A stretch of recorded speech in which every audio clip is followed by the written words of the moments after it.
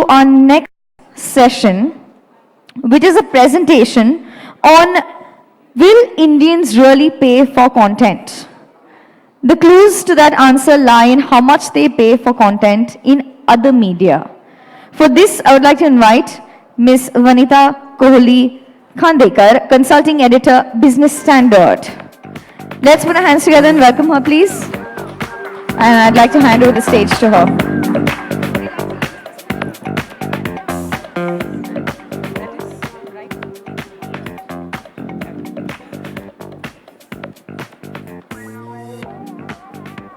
Okay, see, this is what happens when you come with a prepared script.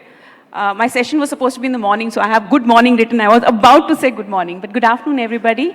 And thank you, AFAX, and thank you, Shrikant, for giving me this opportunity. It was born out of various debates we had. And I'm very curious about those two greens in the last session. Who were those? Which were those? Those two greens? People who are happy with the monetization. No, nobody was happy.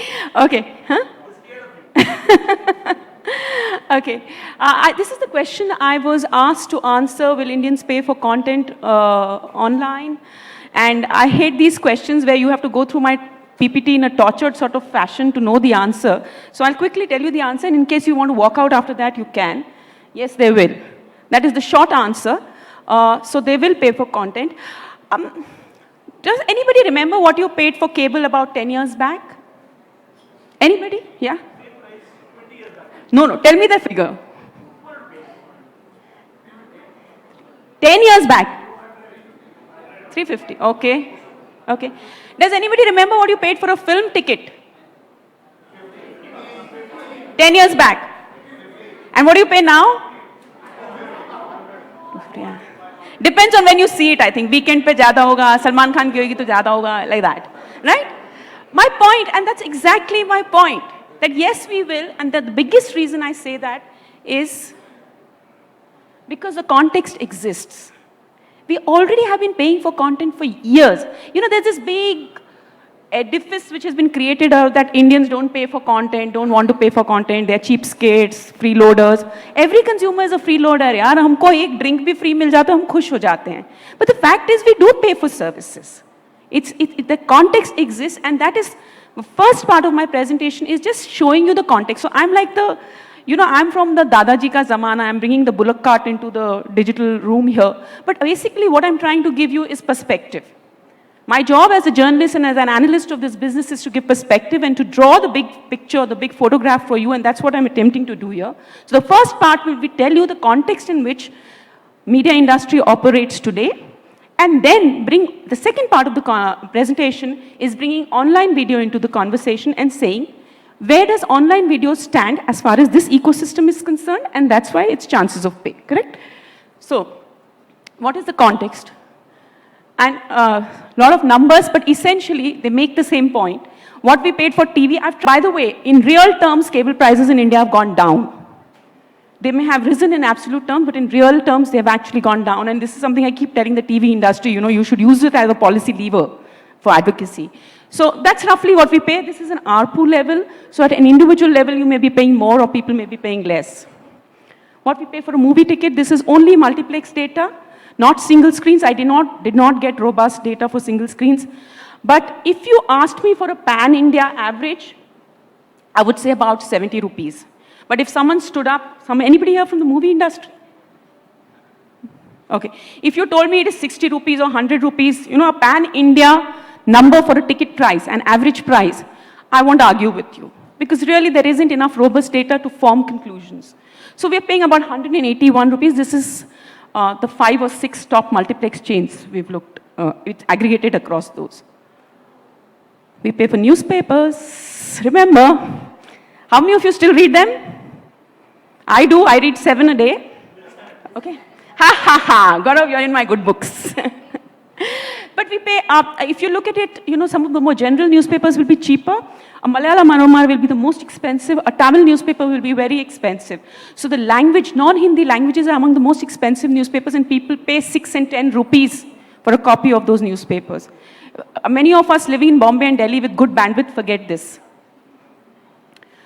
This is at an overall level, but really these figures are, but basically what do we pay every year? So let's say in 2016, we paid 38,710 crore rupees. These are all FICCI numbers. But forget this, look at it overall. Now, just one sec. This is the size of the media industry in 2016. If you look at the 2016 figure, we have paid just under 50% of the media industry's revenues came from you and I shelling out money from our pockets. So do we pay or don't we? We do, right? Now, we can argue about online content and whether we'll pay for that or not.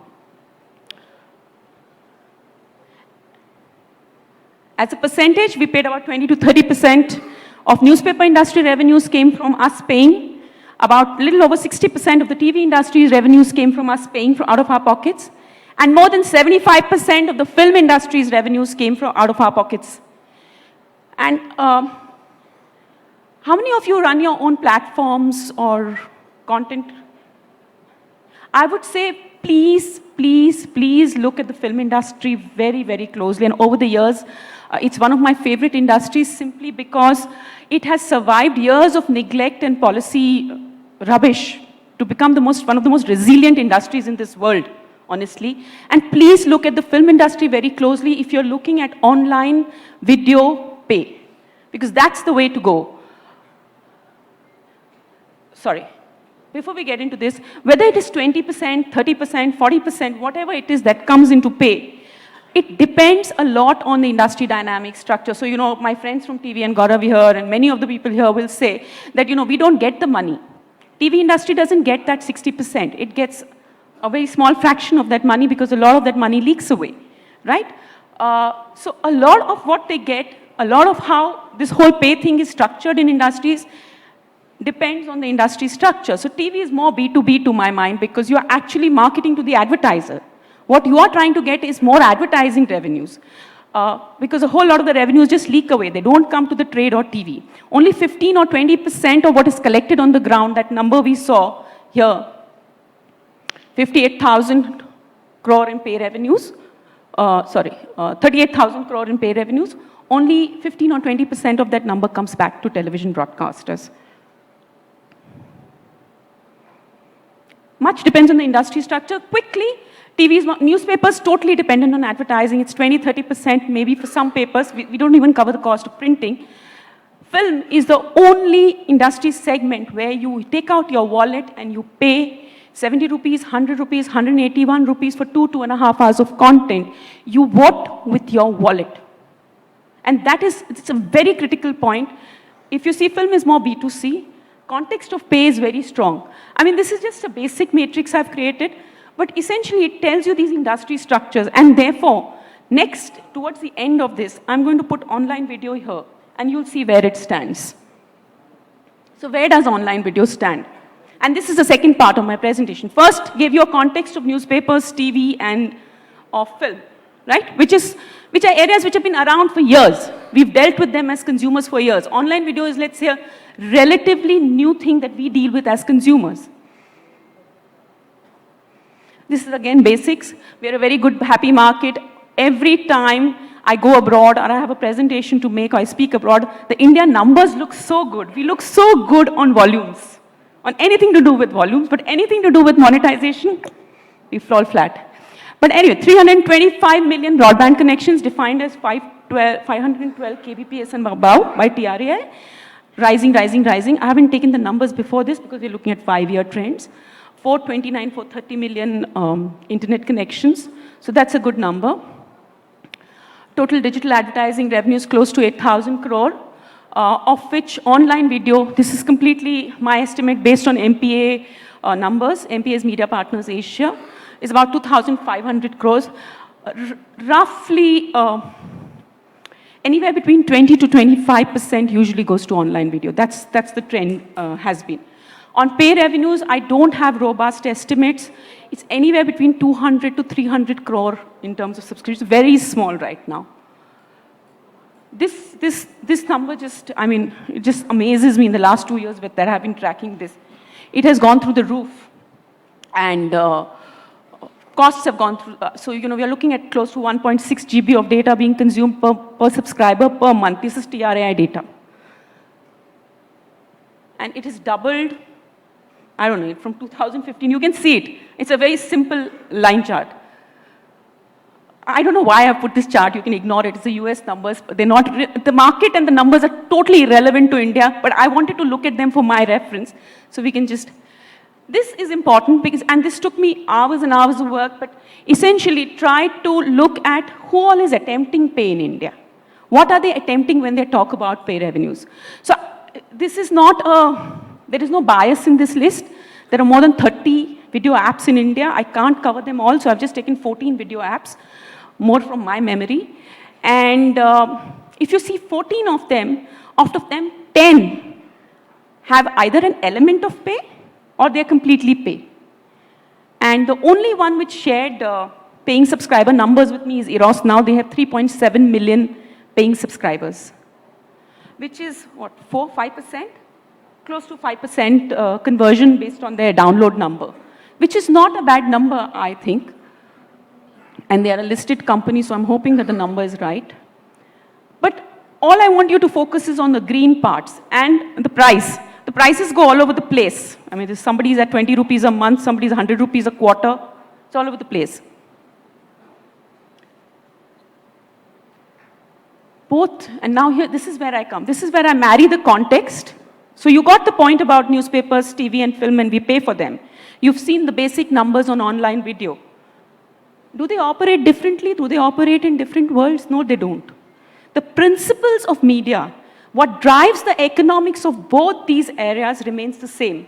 You aggregate audiences, you sell them either for subscription revenue or for advertising. The mediums might be different. So digital is more immersive, depth, interactivity, all of that. Newspaper is more linear, 2D, you open a newspaper and that's it.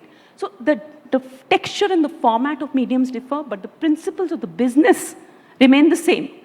I don't think there's anybody who runs an online platform here who's not looking for audiences, who's not looking to aggregate audiences and monetize them. That is essentially it.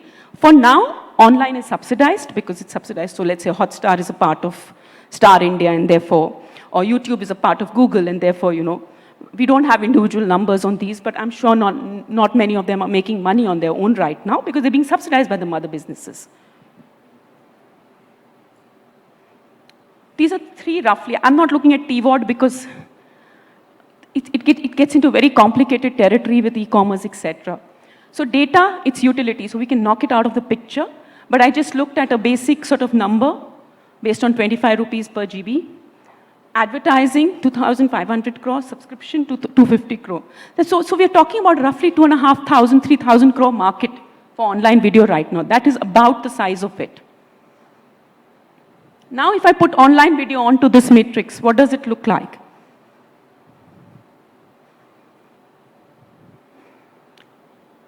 It's as far as I can see, it's a B2C. As far as I can make out. It has a context of pay because remember, 10 of those 14 big apps we talked about were pay, right? Dependence on pay is low right now, unlike the others. So, for example, in films, the dependence on pay is high. Metrics, we can argue about it, but, and I don't know if Satya is here in this room, he'll distinct me for not going to App Annie and all that. But the fact is, I'm spoiled by Bark and I'm spoiled by RS, and I don't have one single central place where I can go and say, these are the top 10 websites for this, these are the top 10 websites, this is their viewership, there is no, you have to scrounge for data from here and scrounge for data from there. And I'm sorry to say, all online guys have the worst about us section. All guys. The internet is the height of opacity when it comes to data. It is supposed to be a transparent, and I've been covering media for 17 years. I find internet business is the worst on sharing data about themselves. Okay, so where does this lead us then? I mean, we have sliced and diced data and we've put it, and we've reached to the conclusion that online video, this is where it stands. If I look at the context of the market as it exists, and if I look at what online video is in terms of size and nascency. I just like you to absorb that for a minute while I try to remember what I have to say next. Okay. So the move to pay will happen, and much of it will follow the same trajectory that we've seen other media follow. And I'm sorry, that's what I said. I'm the Belgadi in the room. I'm bringing the bullock cart into the room. But you know what? People who don't learn from history are liable to repeat it, they say. And that's liable to make the same mistakes. And the fact is that there is, you know, when we say talk online, offline businesses, we talk as if online is a new planet which was born somewhere. It is not. The principles of business and making money will apply to it as much as they apply to a newspaper, as much as they apply to a radio station. So you will see more specialized sites come up. You will see, even within platforms, aggregation of channels. So YouTube is right now the only one doing it, but you will see, I don't know if Woot is doing it, you know, different things. So there's Woot Go or there's something else. You will see lots of product services being sliced and spiced. So what happened to newspapers and magazines? You went into golf magazines and pet magazines and everything. You will see that level of specialization coming into online video also. It'll be slow, very obvious. But when I say slow, I mean in the next 2 years, you'll see a lot of movement. It'll be very painful. And when I say painful, it's not from a content perspective. I don't know how many of you are familiarized with the amount of pain, the payment mechanism thing, and the cost of transaction, you know, it's 5 rupees, 10 rupees, 30 rupees involves. And I think a lot of the thinking and the innovation and the pain is going to be on that side. Have you heard of an app called Fast Films? How many people have heard of an app called Fast Films? It's one of my favorite companies because I think they're very on the ball, those guys. They tried to crack this payment mechanism thing, and they came at all sorts of, one of the things they did was the scratch cards, you know, which you sell, and you take a 100 rupee scratch card and load it onto. The other thing they did was bulk sales to factories. They specialize in Tamil, Telugu, Kannada cinema. They started with Tamil films. And they sell packs for 30, 40 rupees per head to factories in Tamil Nadu, who give it to their workers on Diwali. You know, it's a film crazy market, so the workers love this thing. You know, so you get 10 Rajnikant movies and 12 whatever, and they're very happy with this. But I think you need to, there's a guy, how many of you have heard of a product called Rocket Post Live? Okay, not many. Rocket Post Live is a news app. It's a news service run on WhatsApp, which charges 100 rupees per subscriber, and it has 11,000 paying subscribers. And they offer only news from Pilibhit district in eastern Uttar Pradesh. And they do a live broadcast every evening. And people pay for it. And that number is rising. And he's a case study, by the way, in the Neiman Media Lab. So what I'm saying is that there will be a lot of pain, there will be a lot of effort, but the innovation, and the next panel we have with Satya and everybody, and which unfortunately you'll have to be subjected to me again, is again on innovation in media, in online media. And the last point that I really, I can't emphasize it enough, is that if you're talking about cracking pay in online, your mindset, the mindset of your managers, of your CEOs, has to be closer to film marketing, not to television. Television has been B2B, it has been B2B for 25 years. It's very difficult to change your DNA. You have to think like a film marketer. That can I get this guy to pay 200 rupees to watch my movie for 2.5 hours? If you want to crack subscription revenue, advertising is a B2B game. And I think you will see that it's like Shabir said in the earlier panel also, that conversion marketing and brand building marketing are different. Similarly, if you're talking about A-word marketing and S-word marketing, completely they'll be different universes. And that's what we need. Okay, that's about it. Thank you.